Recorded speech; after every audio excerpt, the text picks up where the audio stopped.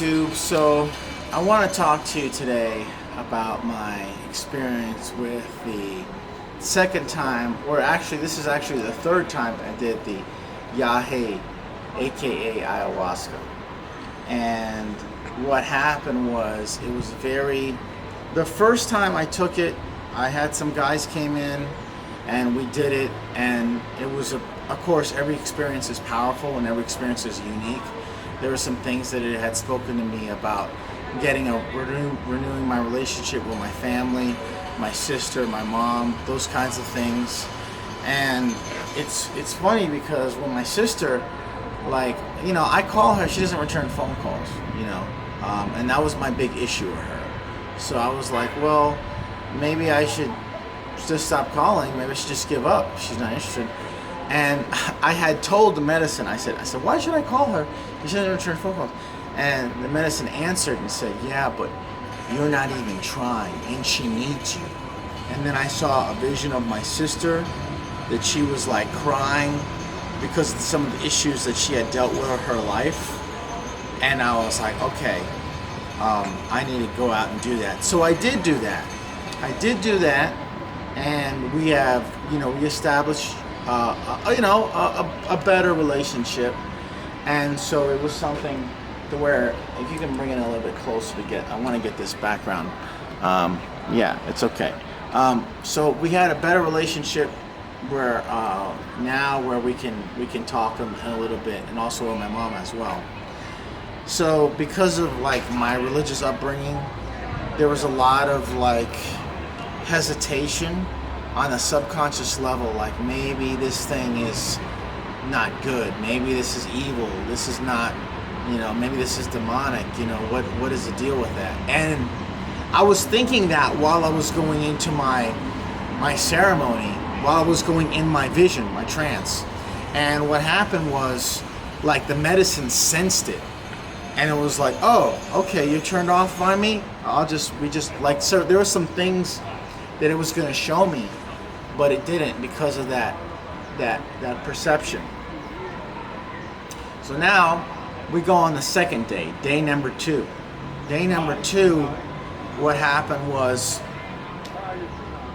on the first time that I had experienced it, the medicine had told me, said, look, take 2 dosages, drink the cup twice. And I was like, no way. The ayahuasca tastes horrible.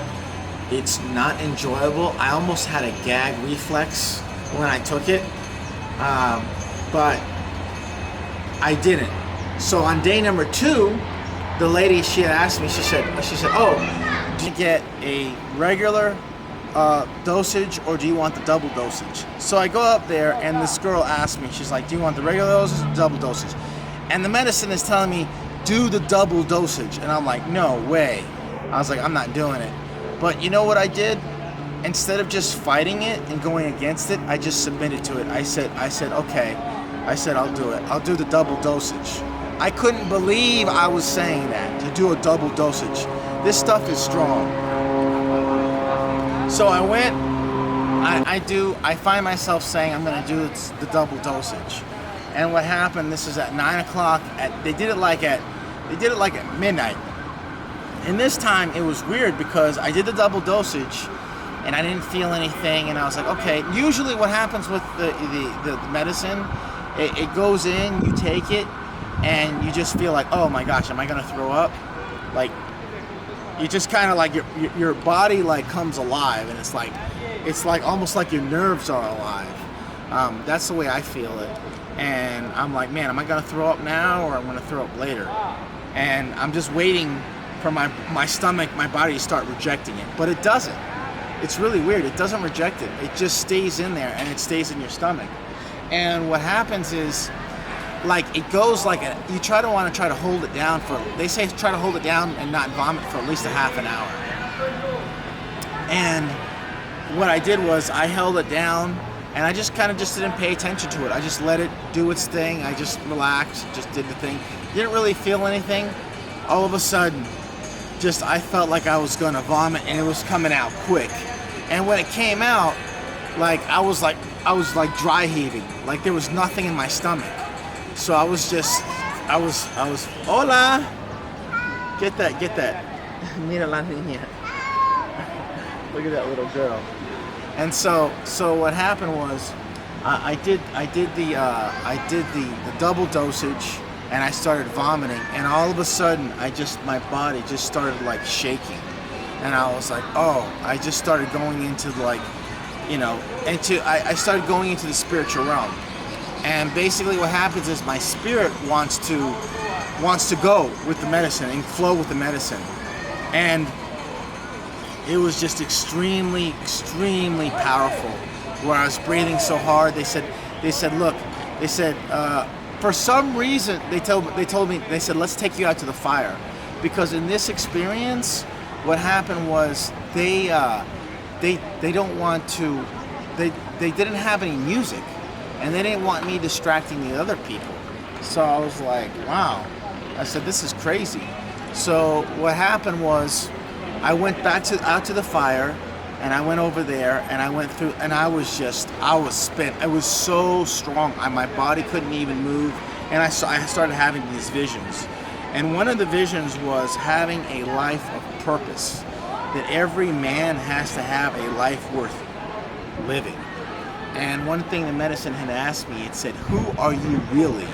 And I could feel it just peeling back layers of my body, and just the spirit, and just exposing who I really was.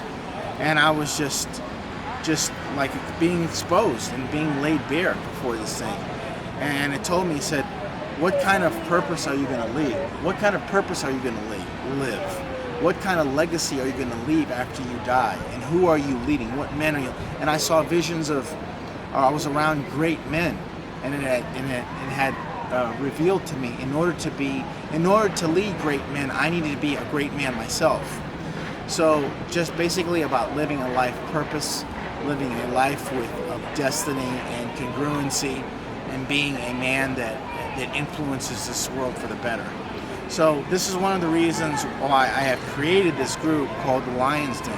I have an accountability group, and basically what we do, we hold each other accountable. And it's built on habits, routines, and rituals that make you into the man that you are. So if you're interested in joining it, feel free to do it. We do spiritual retreats with Yage ayahuasca.